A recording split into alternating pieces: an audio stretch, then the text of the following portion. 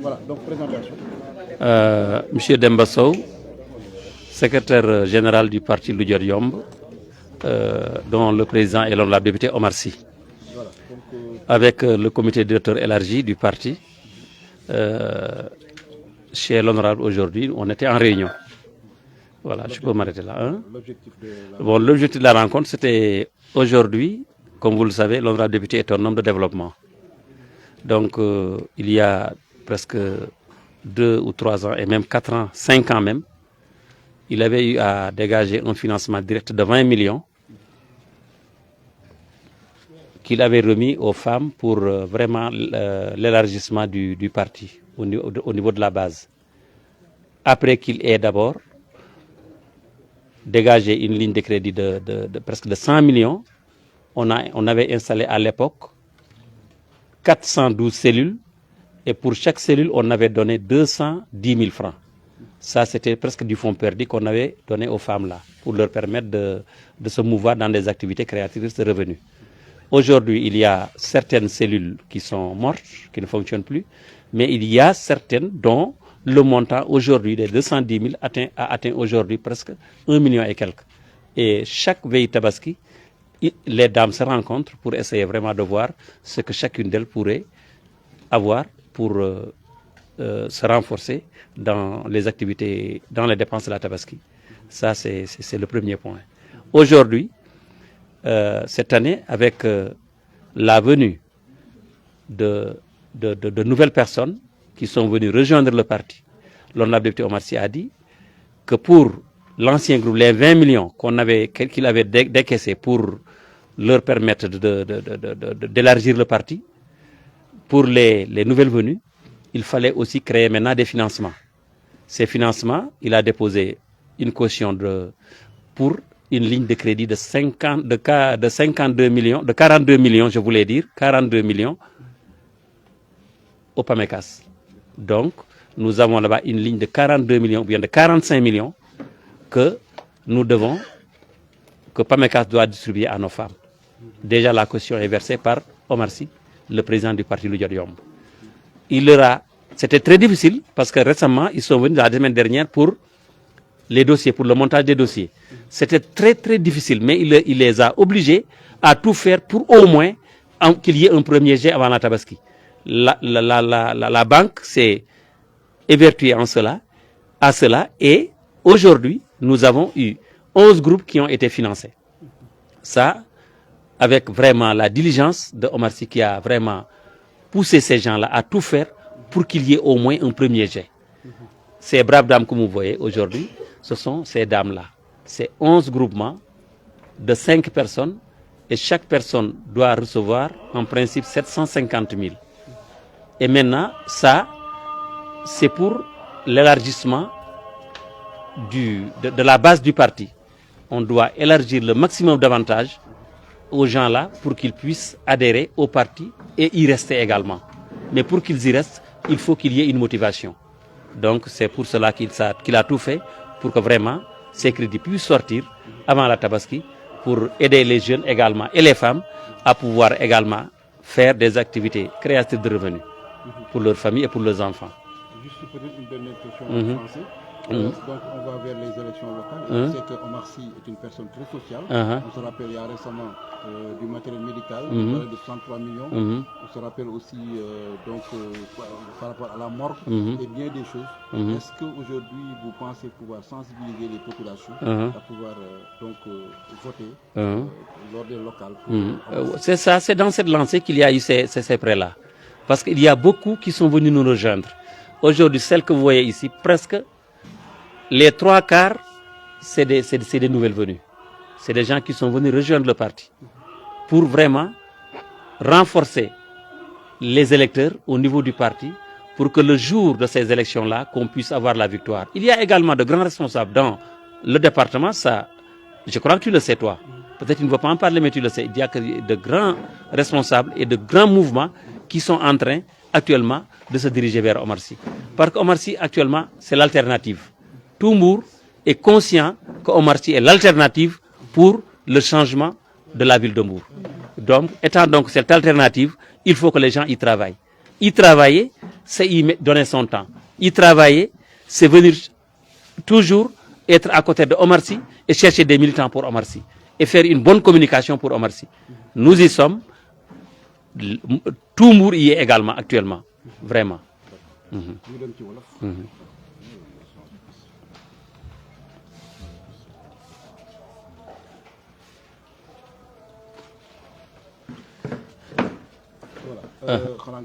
Voilà, man la Demba Sow maa ngi tudd Demba Sow nekk secrétaire général parti lu jot yomb bi nga xam ne Omar Sy honorable député moom mooy président bi. Parti bi nag nekk parti légalement reconnu par l'État sénégalais am suñu këyit am lépp donc tey wala ma nga poser question. waaw ndaje bi li ko waral mooy tey mbooloo mi ngeen gis nii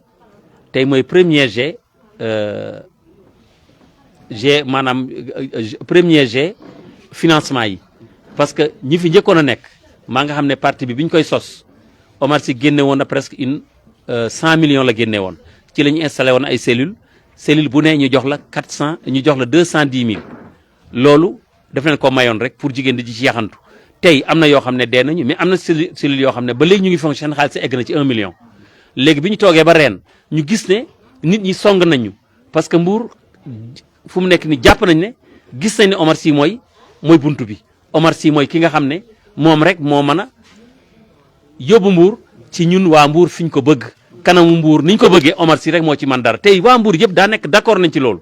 donc ñu gis ne mbooloo mi yokku na nit ñu bees ñëw nañu te Omar Sy mooy nit koo xam ne képp ku ànd ak moom il faut mu am lu mu teg sa loxo parce que politique développement lay def Omar Sy gëmul ay jigéen wala ay xale nga dugal leen ci ay kaar ñu ñibbi si nga jox leen 1000 francs ñibbi non da nga leen di jox loo xam ne dañ ciy liggéey di ci yaxantu mën ci dimbali seen i borom kër mën ci dimbali seen i jaboot moo waral ñii ñëw ni ñu bees mu ne leen léegi il faut léegi ñu ubbi financement yi jàppale leen mu déposé PAMECAS valeur boo xam ne tey am nañ fa 45 millions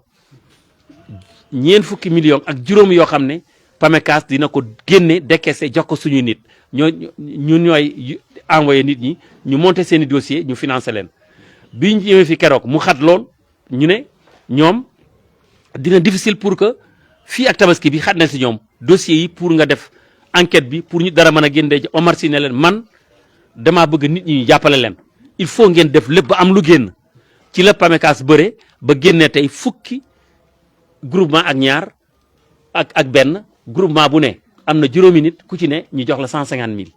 pour que vraiment parti bi massifié wu bu ñu demee loolu dañ koy yaatal ci seen groupe yi ku ci ne ku am projet 50 000 ku am projet 30 000 ku am projet 60 000 ku ne am loo mos xam ngeen politique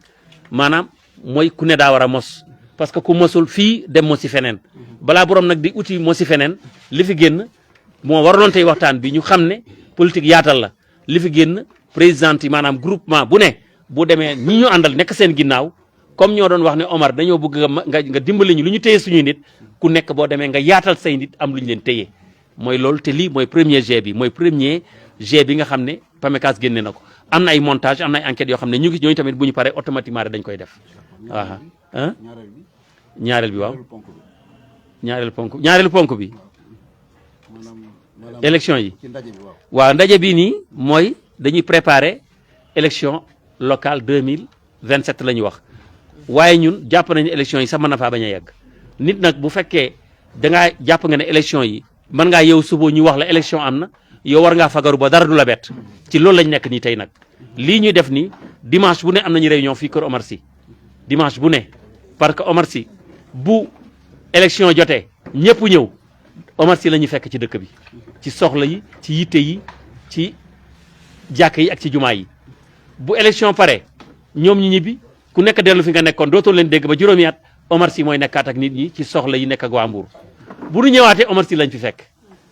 te lépp Omar Sy waa dëkk bi day ñëw jox keneen wante kooku képp kun ci jox Omar Sy daa nekk ñi lay taxaw ci lay bokk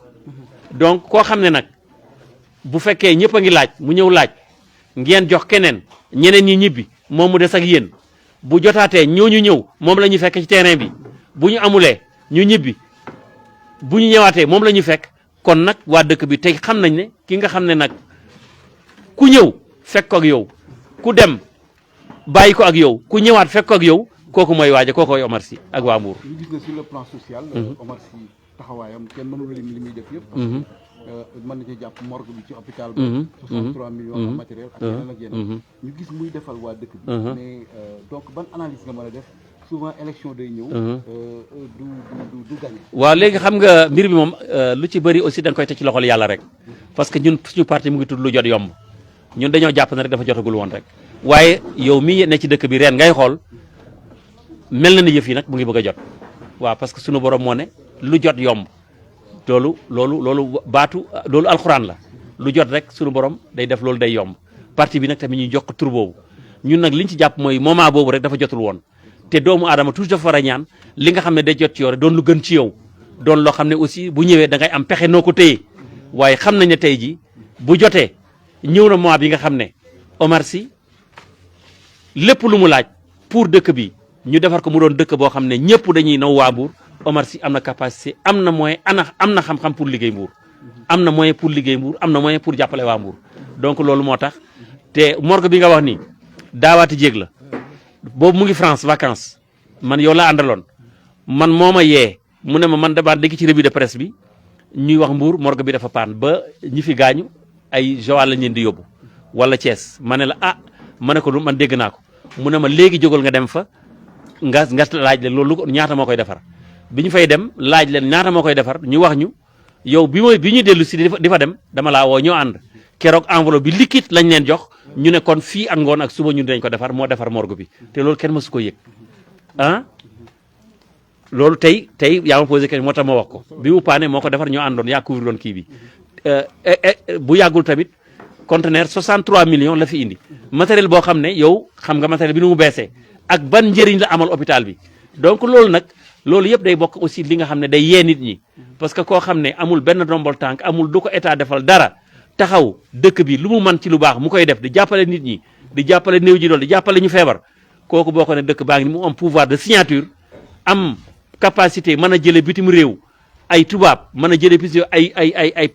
partenaires yoo xam ne ci coopération décentralisée ñëw jàppale dëkk bi kooku je crois boo ko joxee pouvoir de signature mooy dëkk bi gën nga ko teg ci loxo yu leer Omar Sy lépp lu mu sàkku ci dëkk bi ñun dañoo jàppoon ne jotagul rek waaye ñu ngi ñaan suñu borom nag ren nag ñu gisee mbooloo mi nii ak nit ñi jógee yàlla jotal ñu leen loolu nag Omar Sy jot ko te mu jik ñi mu àndal